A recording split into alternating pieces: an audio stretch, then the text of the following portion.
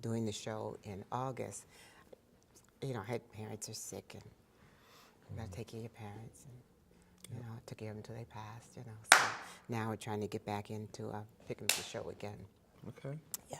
So we used to go all around to the community resources, and summertime would come up and we'd hit all of the parks and everything. We really had a lot going on with the show. Yeah. This was really good. I get call-ins all the time. We put the email on the bottom of the screen. And yes, okay, sorry.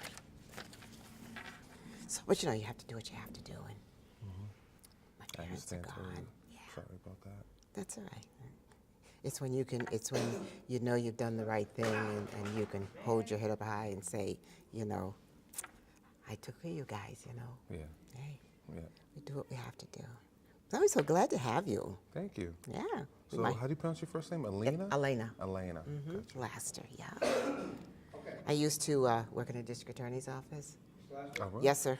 We're ready. Okay. All right. We'll count you in. You're going to be right here. Yep. Do that again. Don't do that when you talk, because I hear all that. No, I wouldn't do it. Okay. Ready? Mm-hmm. In 3, 2, go.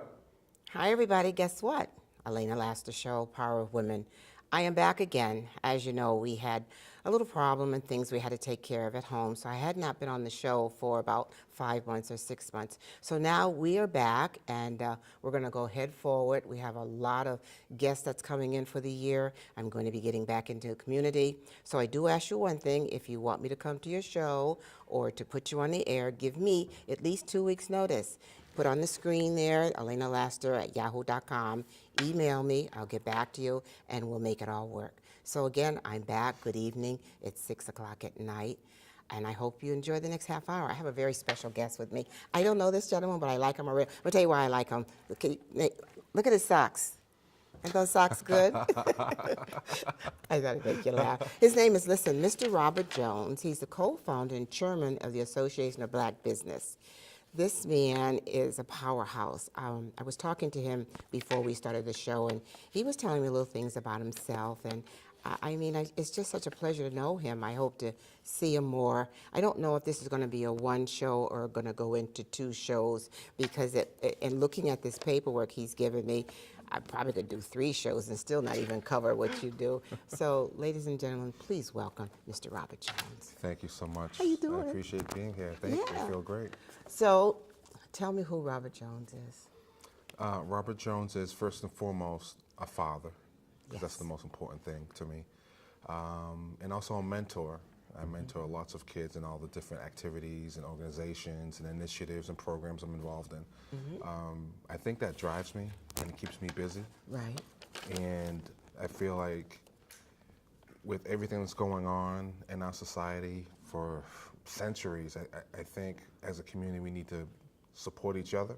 Yes. So as a black man, I think I have a fiduciary responsibility to mentor young black boys and young black girls and kids overall in general. And it's so hard because, a lot of the mothers and a lot of the parents are working the 2 jobs, and the kids come home and, we would call them latchkey kids or whatever. Yeah, I was a latchkey kid. And so was I. My mother worked 2 jobs. My dad, he was never home. He was always working. But in that generation that we come from, we could be in the house before the street light is on, comes on, and sit on the porch, and the back door is always open. We just had a comfortable life. This life today for children it's just in orbit. I was up to STEM school the other day, and I talk about the anti-bullying, and I had did a film on From Bullying to Suicide, What Lies Between. Wow. The things that go through these kids' heads, it's just I sit there with my mouth wide open and say, oh my God, God help you, Yeah, that's why it's very important to pay attention to your kids and also be affectionate. I ask my son every day, how was school? And the thing I love about asking him questions is that he gives me answers. That's wonderful. Sometimes he'll hit me with a good, and then I'll what defined good, what was Right. so good about it. But then out of nowhere, he'll come and say, "Daddy, these girls are bothering me." And then I have to kind of deconstruct why they're bothering him and how he should handle it.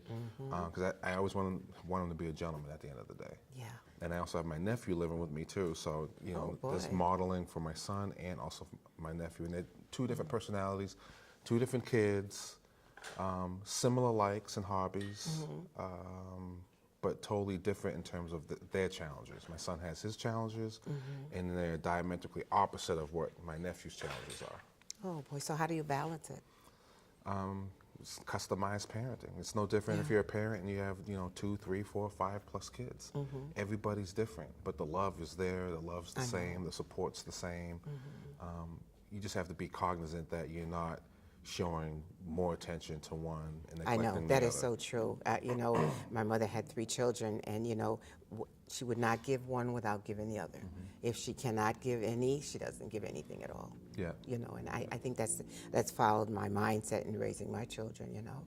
But I look at the boys, our young black men, you know, they're so handsome. Yes. It kills me when I see the pants, Yeah, you know, I the don't pants. like that. You know, I tell them, pull up your pants. I don't want to see your underwear. Pull your pants up, you know, when I'm walking around the school. But they're so talented, they're so giving, and they're so loving, and they just, and you know, when I give them a hug, you know how, you know, there's a hug, and there's a clinging hug. Yeah. You know, and they hold on, they hug me. Yeah. And it's so important to have that in order to make them sound young adults. Because what was the stigma years ago? Men don't hug their sons. Let me tell you something. I hug and I kiss my son every single day, multiple times a day. I hear tell ya. him I love him. I hug and kiss my nephew multiple times a day, tell him I love him.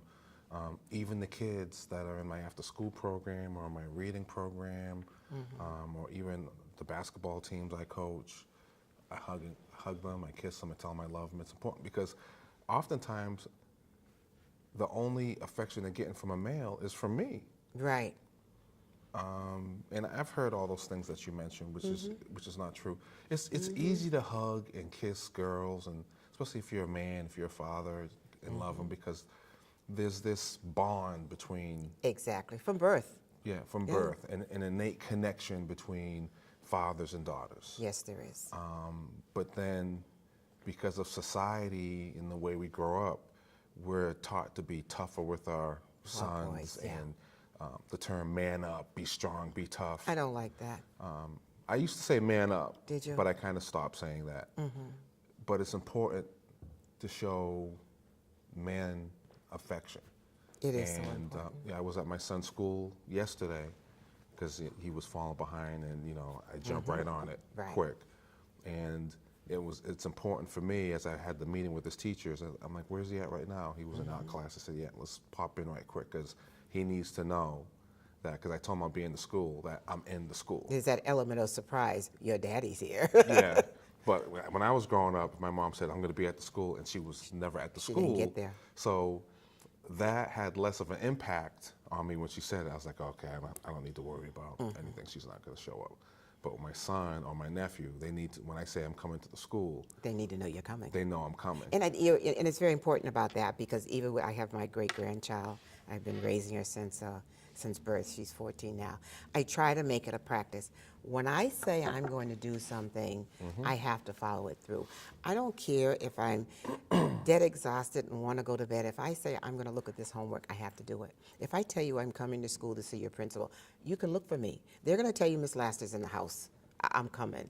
Yeah. And so many parents, and it's not because they can't do it, they just get caught up, don't always follow through what they say, just like you said with your But, mother. you know, it's important. One of the things as a parent that I do, we all had things we didn't like growing up. Yes, that's right. Right? You know, get spanked for lying, and then the bill collector calls on the phone, and your mom's like, "I'm not here." And then you say, she said she's not home. Yeah, no, because like, you get a spanking for that. So it's just like, I just got a beating for lying, and then now I'm lying.